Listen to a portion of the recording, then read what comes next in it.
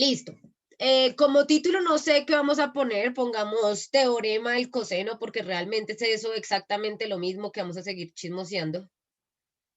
Cha, cha, cha. Entonces, bueno, antes de empezar con el ejercicio, la idea es que comentarles un poquito para qué le ha servido esto al ser humano, ¿no? Resulta que nosotros desde que empezamos a razonar, yo creo que ya les he dicho un montón de veces esto, entonces empezamos a generar curiosidad por nuestro ambiente, por qué pasa ahí a nuestro alrededor, pero eso no es lo único que le inquieta al ser humano, ¿no? No es lo único que le genera curiosidad, no es solo lo que pasa a su alrededor, sino lo que va más allá de su alrededor. Empezamos a ver el cielo, vemos que también los fenómenos que suceden allá arriba como que nos afectan, ¿no? Como que dependiendo ciertas cosas que sucedan de manera, digamos, astronómica, pues afectan como en actividades tipo la agricultura o, bueno, diferentes como condiciones meteorológicas o ambientales. Entonces es importante conocer, ¿no? Y aparte que también vemos que eso está variando allá arriba. Entonces, bueno, genera curiosidad. La cuestión es que somos también de cierta manera conscientes de que nuestra dimensión no alcanza, como por ejemplo, para ir a conocer allá el fenómeno y tratarlo como si fuera un fenómeno cotidiano. O sea, ¿a qué me refiero? Una cosa es estudiar tú, digamos, el movimiento de un móvil que pasa al frente de tus ojos, que lo puedes ver, ¿no? Que tu intuición te permite como hacer ciertas conjeturas, porque lo estás observando, porque estás interactuando directamente con el fenómeno.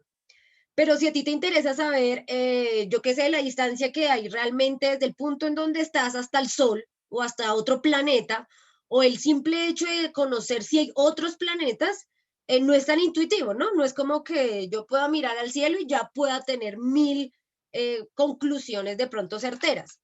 No quiere decir que no se hagan y que eso no haya traído consigo una construcción de verdades, ¿no? De hecho, sí, siempre fue necesario. La mitología y todo esto que nos ha construido como seres humanos culturales de diferentes maneras ha sido gracias a que tomamos hipótesis de lo que logramos ver, como que en la medida de nuestras posibilidades como seres humanos podemos tomar verdades. Pero bueno, resulta que no era suficiente para el ser humano porque en muchas ocasiones, listo, como que esas hipótesis como que casaban con la realidad, pero no siempre, de pronto en casos particulares casaba, pero no siempre, siempre. Y la idea era encontrar esa generalidad, esa manera de conocer el fenómeno que me permita a mí hacer predicciones totalmente exactas, ¿no? Es ahí que se hace pertinente pues el uso de las herramientas. ¿Cuál herramienta? Primero la herramienta mental. Entonces, para eso está la matemática, para eso aparece la trigonometría, ¿no? La trigonometría siendo pues el estudio de los ángulos, de las cosas que ya no son planas, sino que varían en sus ángulos. Entonces estudia los círculos, que ya son cambios de ángulos. Recuerden que el movimiento circular, básicamente su característica es que va cambiando en su ángulo. O sea, algo que no cambia en el ángulo es algo recto. ¿Cierto? Algo que es completamente recto, como lo que veíamos cuando estábamos estudiando por allá en física, movimiento rectilíneo uniforme. Entonces, listo, algo que no varía en su ángulo, pues se va a mantener rectilíneo, se va a mantener recto. Cuando empezamos a cambiar el ángulo, es cuando empezamos a ver curvas, cuando empezamos a ver fenómenos de tipo circulares o triangulares, ¿no? Que ya, bueno, ya hay ángulos ahí implicados. Resulta que, claro, la trigonometría por allá en periodo, estamos hablando de el del año 190 antes de la era actual, o bueno, lo que se conoce como antes de Cristo, que llamamos antes de la era actual, pues se hacían estas preguntas, como bueno, ¿cómo podemos nosotros saber las distancias que hay de acá al Sol sin necesidad de ir hasta el Sol? Y empezamos a ver que el hecho de la herramienta de poder triangular espacios, puntos en el espacio con nosotros mismos, pues nos generan respuestas que finalmente como que se acercan muchísimo a la realidad. Entonces, primeramente se utiliza, digamos que en primer medida se utiliza la trigonometría para poder ubicarnos en el espacio y entender cómo es que los demás astros que están allá afuera se ubican respecto a nosotros y a nosotras, ¿no? Entonces, eso es como la prioridad que se le da como herramienta que puede de alguna manera aumentar los poderes humanos sin necesidad de estar ahí. Entonces yo ya puedo saber distancias de cosas sin necesidad de recorrerlas, puedo saber también cómo interactúan, cómo se mueven los movimientos circulares, eso también lo estudia la trigonometría, gracias a que logran plantear como estas funciones trigonométricas, pues que me dan cuenta de eso, de las variaciones de ángulos, de las cosas que cambian respecto a los ángulos. Actualmente se sigue usando todos estos conocimientos que estamos viendo acá en décimo, se siguen usando. ¿Para qué? Para cuestiones como tipo GPS, ¿sí? Poder establecer un GPS pues requiere de ubicarnos y de triangular ubicaciones. Eso de triangular, yo creo que ustedes han escuchado en algún momento esas expresiones para hablar de ubicaciones, ¿no? Estamos triangulando una ubicación. ¿Qué quiere decir triangulando? Pues básicamente estableciendo 3 puntos para saber y tomar decisiones de sus distancias. Sí, eso es a lo que se refieren con triangular cosas. Siempre, para poder hallar ubicaciones, necesitamos establecer un triángulo. Necesitamos utilizar todos estos conocimientos para poder ubicarnos, es lo más importante actualmente, ¿no? Los satélites, todos los satélites funcionan triangulando ubicaciones en la Tierra respecto a puntos de referencia. Entonces, bueno, tenemos Google Maps gracias a que conocemos el teorema del seno, el teorema del coseno y cómo funcionan los triángulos y cómo podemos conocer medidas conociendo las relaciones entre sus elementos. ¿Listo? Esas son como las aplicaciones, lo que les digo, no todos los conocimientos son autoaplicables diariamente, porque pues nuestra cotidianidad no, o sea, tenemos 24 horas, imagínense que uno en la cotidianidad aplicara todo lo que sabe en la vida, ¿sí? ¿Cómo sería? ¿Cuánto duraría un día? ¿Cuánto duraría nuestro día de vivencia? Si aplicáramos todo lo que sabemos, o sea, cada vez que tenemos más años, entonces duraría mucho más el día porque estamos aplicando todo lo que sabemos, no funciona así, ¿no? Somos una construcción de todo eso que conocemos. Vamos a ir construyéndonos nuestras decisiones, nuestras intuiciones, nuestras perspectivas de la vida, nuestra cosmovisión, todo eso se va moldeando conforme vamos aprendiendo cosas. ¿Listo? Entonces esto era un poco para responder la pregunta que yo ya se la había respondido a Juli internamente, pero pues también quería compartirles a todos y a todas. ¿Listo? Ahora sí entonces vamos a resolver este ejercicio del teorema del coseno con los triángulos cuando no conocemos ningún ángulo, ningún ángulo. Entonces les voy a plantear por acá un triangulito. Acá a ver, cha, cha, cha. Cha, cha, cha. Listo. Entonces, digamos que acá tenemos un triángulo. Bueno, ya saben que nosotros lo podemos renombrar, esa es la idea, ¿no? Siempre démosle los nombres que ya conocemos. Entonces, digamos que este es mi lado A, este es mi lado B y este es mi lado C. Por ende, ¿cómo se llamaría este ángulo? ¿Este ángulo cuál sería? El ángulo BC. Sí, es el ángulo BC, perfecto. Pero entonces, ¿cómo los estamos nombrando como ya los conocemos? ¿Cómo le pondríamos a este ángulo, según lo que ya conocemos? Alfa. Alfa, exactamente. ¿Cómo le pondríamos a este? Beta. Beta. Beta, perfecto. ¿Y al de arriba? Tita. Tita. Tita. Exactamente. Entonces recuerden que acá lo que estamos haciendo, ¿cómo hacemos para nombrarlos? Conectarlos con sus correspondientes, ¿no? El ángulo y el lado deben ser correspondientes porque así es como se mantiene la razón. Esto es como el sentido de lo que ellos lograron hallar, ¿no? Que había una relación ahí entre el ángulo y el lado que estaba al frente, de todos los triángulos. Siempre, siempre hay una relación entre el lado y el ángulo de al frente. Ese fue el gran descubrimiento con estos teoremas. Fue como, vean que se pueden relacionar, entonces respecto a esto podemos tomar decisiones, conocer datos, maravilloso para el ser humano. Eso hace que ahorita la exploración astronómica vaya en el punto en el que va. Listo. Entonces vamos a ponerle a esto daticos, digamos que esto mide por acá 15, que esto mide por acá, yo qué sé, 20, y este pongámosle que mide 22. ¿Listo? Conocemos 3 lados de un triángulo, perfecto, pero resulta que no conocemos ningún ángulo, ninguno. ¿Qué hacemos? Si se dan cuenta nosotros para aplicar el teorema, bueno, para aplicar el teorema del seno, ¿cuál era la característica principal que teníamos que tener en cuenta? Para aplicarla del seno. Solo tenía que haber una. Ser parejas.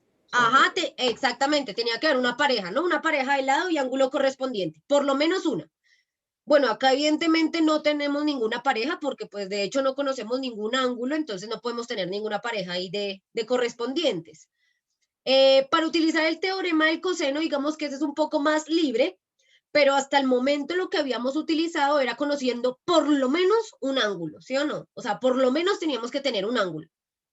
Pero hay casos, hay ejercicios en donde no tenemos ningún ángulo. Ninguno. Entonces, ¿qué debemos hacer? Esto básicamente acá lo que nuestras incógnitas pasan a ser esos ángulos. Ya conocemos los lados, eso quiere decir que nuestras incógnitas ahora son los ángulos. Entonces, claro que podemos también utilizar el teorema del coseno para eso. Y se van a dar cuenta que tampoco es tan terrible. Realmente si es un despeje un poco más largo que el del teorema del seno, por ejemplo, pues que ese era solo como subir y bajar y ya, y sale. Acá tiene un poco más de procedimientos, pero son procedimientos que todos y todas ya conocemos. Entonces, bueno, perfecto. Vamos a hallar, digamos que el ángulo alfa, ¿por qué? Por convención, simplemente porque la A es primero que la B, entonces vamos a hallar el ángulo alfa. ¿Cuál de las tres ecuaciones que tenemos para el teorema del coseno nos relaciona un lado con el ángulo alfa? ¿Cuál sería?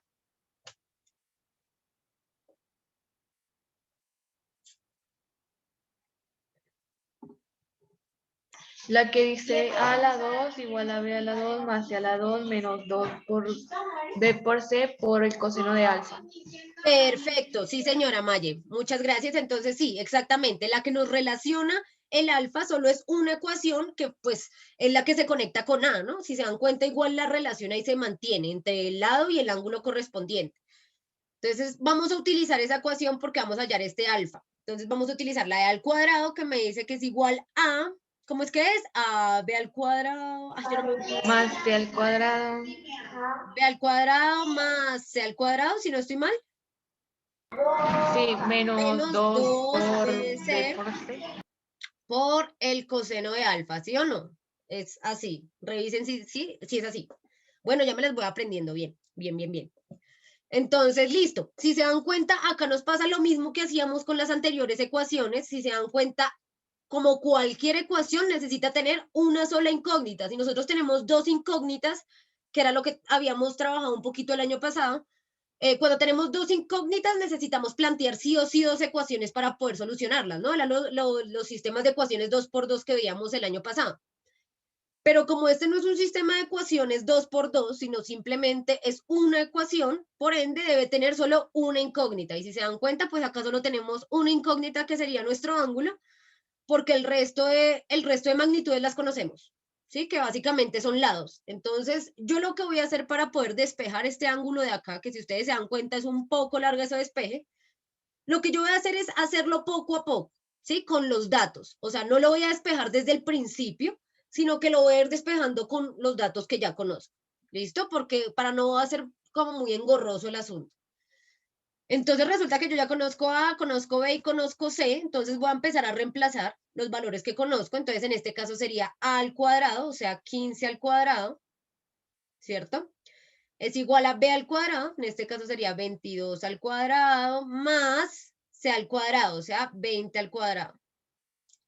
Menos 2 veces B, o sea, 22, por C, o sea, 20, por el coseno de alfa. Esa es mi incógnita, ¿no? Ese es el único dato que no puedo reemplazar porque finalmente es el único dato que no conozco.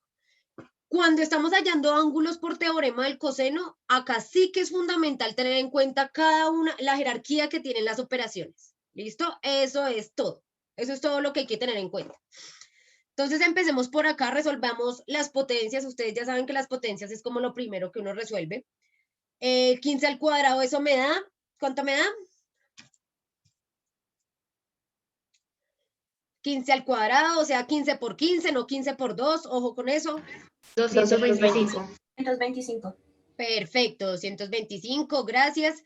Ahora resolvemos esta de acá, 22 al cuadrado me da 484. 484, más 20 al cuadrado me da, 400. listo, 400, menos, igual que como solucionábamos antes, si se dan cuenta, esta multiplicación no afecta nada si yo la resuelvo de una vez. Entonces la voy a resolver de una vez porque no me afecta en nada. Entonces va a ser 2 por 22 por 20, ¿eso cuánto me da? 8800. No hable, que da 880. Ay, no me. Le puso otro cero. 880, sí señora. Por coseno de alfa, ¿no? Recordando siempre que esta es nuestra incógnita. Miremos a ver qué podemos solucionar por este lado. Este 225 yo lo voy a dejar acá quietico. Acá si se dan cuenta, aquí pilas, acá viene la confusión más grande y lo que hace difícil este procedimiento. Esto es lo único que lo hace difícil. Y es que a veces cuando vamos a pasar a sumar y a restar, entonces restamos esto, 484 más 400 menos 880. Y ahí está el error.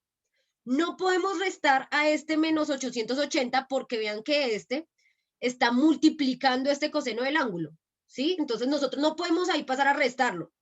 Pilas, los únicos que acá se operarían serían estos dos daticos, en este caso, pero no podemos restarlo con este 880 porque ese ya tiene una multiplicación que le está afectando. ¿Listo? Pilas con eso porque eso es un error súper recurrente y eso es lo único que hace complicado hallar ángulos por medio del teorema del coseno.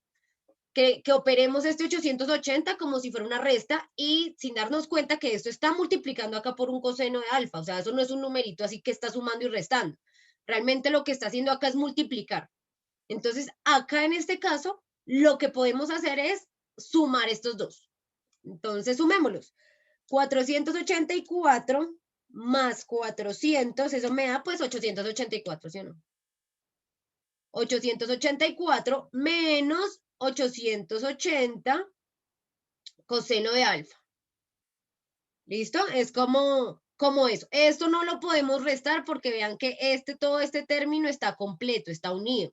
O sea, el 880 no está solo, no está restando, sino que ahí está multiplicando con el coseno. Entonces, es eso lo que debemos tener en cuenta, ¿listo? Esa es como la dificultad de esto, es eso. Perfecto. Entonces ahí vamos como despejando poquito a poquito. ¿Cómo podríamos nosotros realmente terminar de despejar esto? Pues pasemos al otro lado la incógnita que nosotros tenemos. O bueno, simplemente la tenemos acá, saquemos este que le estorba, ¿sí ven? Este 884 le está como obstaculizando acá la existencia a nuestra incógnita, entonces vamos a sacarla de ahí. ¿Cómo pasaría al otro lado? ¿Cómo podría sacarlo? Con resta. Con resta, exacto, entonces me quedaría acá 225 menos, ¿no? Me traigo acá este menos 884. Bueno, hasta ahí, ¿cómo van? Chicos, chicas, ¿alguien va perdido, perdida en algún paso? Aproveche y me dice de una vez y de pronto no entiende de dónde salió un número, un procedimiento. Listo.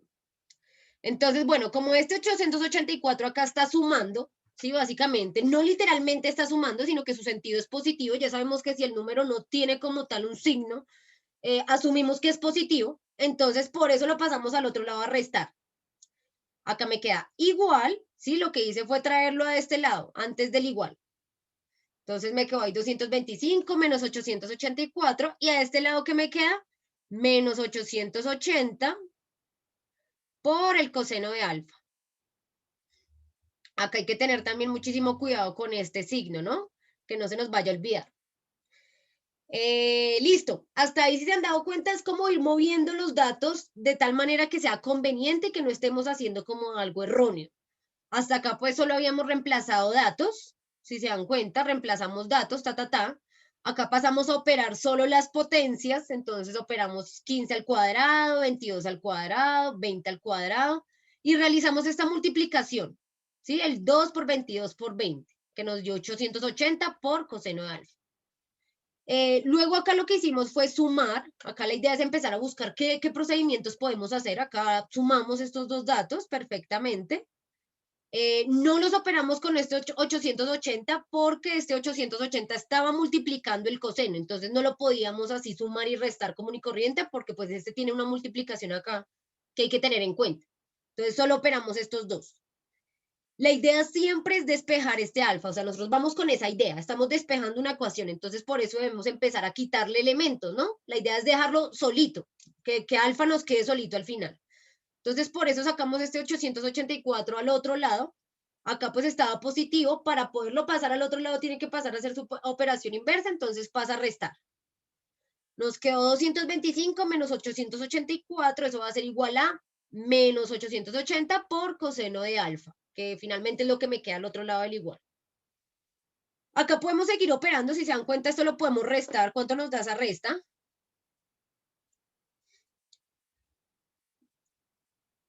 225 menos 884. Menos 655. Gracias. Menos 655, me dices, ¿no? Listo. Al otro lado, No me dio eso, me dio menos 659. menos 659. También. Lo voy a verificar entonces yo. Entonces 225 menos 884. Sí, menos 659. Carol, ¿por qué me está diciendo mentiras? Es que puse un 0 en vez de un 4, pido perdón. Un clásico, un clásico. Listo, entonces esta resta acá nos da menos 659, perfecto. Al otro lado lo vamos a dejar igual, menos 880 por coseno de alfa. Nuestro objetivo siempre, claro, nuestro objetivo es despejar esta vaina de acá. Nuestro objetivo es despejar este alfa, ¿no? ¿Qué le estorba? El menos 880. Perfecto, el menos 880 le estorba. ¿Qué operación está realizando el menos 880 ahí? Resta. ¿Está restando? ¿Será que está restando? No. Está multiplicando. Ajá, está multiplicando. Acá está multiplicando con el coseno. Entonces, para poder despejarlo, vean que ya saben que los símbolos de multiplicación son variados, ¿no? Puede ser una X, puede ser un punto, puede ser una separación entre paréntesis o simplemente estar unidito. El hecho de que dos términos estén unidos quiere decir que están multiplicando. El signo ya saben, ¿no? A veces el signo se comporta como operación, a veces el signo es suma o resta, y a veces el signo solamente es una dirección, o sea, simplemente le da sentido al número, más no está sumando ni restando, como es el caso. Acá, a pesar de que el 880 tenga un menos antes, este menos no está actuando como una resta, sino está actuando es como ese signo del número como tal, no como operación. Entonces está multiplicando, vamos a pasarlo al otro lado a dividir entonces. Me quedaría menos 659 dividido menos 880. Yo como lo que voy a pasar es a dividirlo, me lo traigo con todo y signo. El signo no cambia en ese caso. Recuerden que el signo cambiaría si lo que estuviéramos haciendo es operación, si lo pasáramos de restar a sumar o de sumar a restar. Pero acá como lo que estamos haciendo es pasarlo a dividir, me lo llevo con todo y signo. ¿Listo? Todas estas son cositas que es importante que vayamos a ir teniendo en cuenta porque no solo se cumplen o no son reglas que solamente rigen la trigonometría, sino rigen cualquier ejercicio matemático que ustedes puedan tener. En cualquier momento que vayan a despejar una ecuación que tenga un negativo, si este está multiplicando, lo pasan a dividir con todo y su signo. Al otro lado, entonces me va a quedar, lo único que me quedaría sería el coseno del alfa. Vean cómo poco a poco hemos ido despejando esto sin que sea tan traumático, así desde el principio sería un poco traumático, entonces por eso, dependiendo de los datos que conocemos, podemos ir jugando con ellos, podemos ir utilizándolos poco a poco. Vamos a realizar esta división entonces. ¿Cuánto me da 659 dividido 880? 0.74. Gracias, 0.74. Pilas, entonces, ¿qué pasa acá con los signos? Ambos son menos, entonces por eso a mí la respuesta me queda positiva porque menos por menos pues me daría positivo, ¿no? Recuerden que cuando dividimos números signados, o sea, números con signos, cuando dividimos lo que hacemos es dividir sus cantidades, o sea, como tal el número lo dividimos común y corriente, y luego multiplicamos los signos para colocárselo a la respuesta, ¿no? Entonces, si acá tuviéramos un más arriba, por ejemplo, fuera positivo y abajo negativo, el resultado nos quedaría negativo. Igual al revés, si arriba fuera negativo y abajo positivo, el resultado nos quedaría negativo. Pero como en este caso tenemos ambos negativos, entonces, según la ley de signos, nos diría que, bueno, menos por menos, eso nos va a dar positivo, por eso el resultado nos queda positivo. ¿Listo? Al otro lado, entonces, me va a quedar coseno de alfa. Y vean que ya solamente nos queda un paso para conocer el valor de alfa, ¿no? ¿Cuál sería ese paso? Coseno menos 1. Perfecto, entonces vamos a colocar a este lado coseno a la menos 1 de 0.74 va a ser igual a alfa. ¿Cuánto me da eso, chinos? 42.26. Perfecto, 42.26. Y de esta manera, entonces ya conocemos un angulito. Si ven, al principio pues empezamos sin conocer ninguno, podemos utilizar este teorema del coseno para conocer por lo menos un ángulo. Y si se dan cuenta, vean, acá ya tengo una pareja. Acá si necesitara conocer más datos, ya podría utilizar el teorema del seno, que es mucho más sencillo. Entonces, es importante porque este teorema del coseno, ustedes dirán como, bueno, sí, es más engorroso, es más cansón, tiene más pasos, ¿no? Pero es una vieja confiable, o sea, me sirve realmente para poder hallar cualquier dato oculto de cualquier triángulo. Y otra cosa buena es que de cierta manera solo lo tengo que utilizar una vez. Si ustedes se han dado cuenta con todos los ejercicios, uno utiliza una vez el teorema del coseno y ya después puede utilizar cualquier otro teorema o cualquier otra regla geométrica. Generalmente solo se tiene que utilizar una vez. Es larguito, sí, es engorroso, pero lo que les digo, es una herramienta súper útil cuando realmente los datos que conocemos de nuestra triangulación, tan difícil esa palabra, no son suficientes. ¿Sí? Cuando no son suficientes para aplicar cualquier otra herramienta, pues utilizamos el teorema del coseno. Eso era lo que yo les comentaba en las ocasiones anteriores, que podemos hallar ángulos por medio del teorema del coseno, que era un poco cansón, por eso no se los había puesto, pero también no quería como que se fueran con la idea de que es algo imposible, o sea, es algo que simplemente tiene unos pasos que nos pueden confundir, como es acá las operaciones, esta operación acá suele confundir un montón, o sea, como que uno suma y resta y también suma este numerito que está multiplicando y ahí la embarra. Esto también con lo de los signos suele confundir bastante, entonces cuando vamos a despejar este menos 880 lo pasamos a sumar, por ejemplo.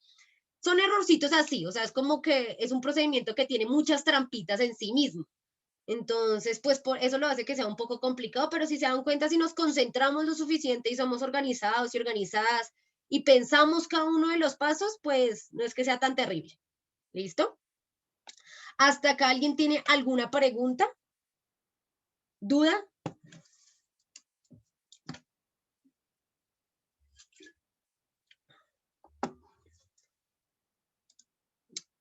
Listo. Entonces, dime. El ángulo sale negativo. Disculpa, ¿puedes repetir, porfa? Cuéntame de nuevo que no te escuché entrecortado. ¿Qué pasaría si un ángulo negativo, o sea, sale negativo? Ah, listo. Bueno, si nos diera acá de pronto negativo, si nos diera negativo, puede que el ángulo, o sea, si el ángulo nos da negativo, quiere decir que el ángulo está abriendo hacia afuera, ¿sí? O sea, como por ejemplo estos ángulos que son de este tipo. Un ángulo de este tipo, digamos que tú hagas así, y si te da negativo, quiere decir que tú lo que estás haciendo es hallar este ángulo de por fuera, ¿sí me entiendes? Los ángulos negativos son aquellos que son externos al ángulo. No, difícilmente nos dará un ángulo negativo, a no ser que tuviéramos los datos, pues lo que les digo, que estuviéramos calculándolo los ángulos externos del triángulo, porque igual también hay ángulos externos, y pues estos se suelen simbolizar de forma negativa como para entender que son externos, ¿sí? Porque los internos pues siempre van a ser positivos, ya todos sabemos que la suma de esos ángulos siempre nos va a dar 180 positivo, entonces por ende ya si tenemos un ángulo negativo, lo que está haciendo es medir el ángulo de afuera, ¿listo? Matemáticamente en estos casos no nos va a dar negativo, generalmente si nos da negativo es como que algo por ahí hicimos incorrecto, porque lo que les digo, si nos están pidiendo ángulos internos, no nos debe dar negativo, no habría como razón por la cual darnos negativo. ¿Listo? ¿Alguien falta por tomar apuntes? Diga yo. Yo, espera. Listo, dale pues.